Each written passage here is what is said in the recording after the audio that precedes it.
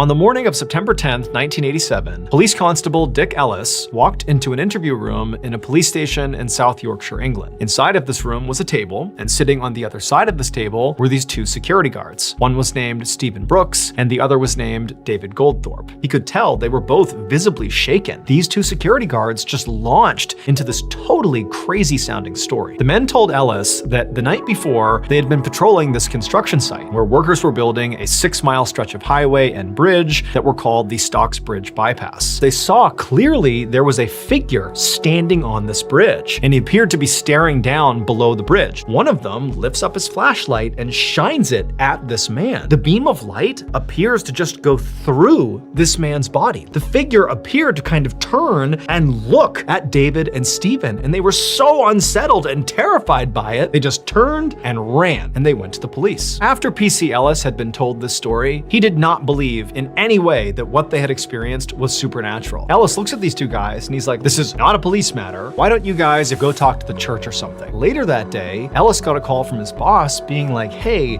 did you tell two security guards who came in here to go talk to the church? They are currently at the local church and they are refusing to leave unless the church helps them." He finds these two guys who are still totally shaken up, and Ellis is like, "Guys, I will tonight go to the bridge. I will check it out if you leave the church." And they left the church. And so that night, around midnight, PC Ellis and his partner drove over to the construction site. Now, at first, nothing happened on this bridge, when suddenly he's hit with this unbelievably cold gust of air. And then at the same time, Ellis began feeling this incredible pressure on his chest. He found himself slowly turning and looking out his open window, and right there is this man. He screams and gets his partner's attention, and then he pushes open his door and he jumps out to confront this person who snuck up on them, but there's no one outside the car. And so Ellis, he turns to his partner and he's like, "Hey, did you just see what I just saw?" And Ellis's partner, who's totally ashen-faced, just looks at Ellis and he's like, "Yeah." And he would tell Ellis that at some point he had turned and seen the guy standing there, and the guy, he was wearing this old coat, crouched down just enough that he was looking in the car, but the guy, he had no face. Ultimately, Ellis and his partner would file a report, but they would simply describe it as inexplicable phenomenon. Shortly after filing that report, the construction was finished. Right away, people started dying on that bridge. In tandem with all the fatal accidents were all the independently reported sightings of this dark figure standing on the bridge that had no face. The leading theory is that the construction of this bridge and the highway disturbed a gravesite. The two security guards both quit their jobs. As for Ellis and his partner, they've never found a reasonable explanation for what they saw.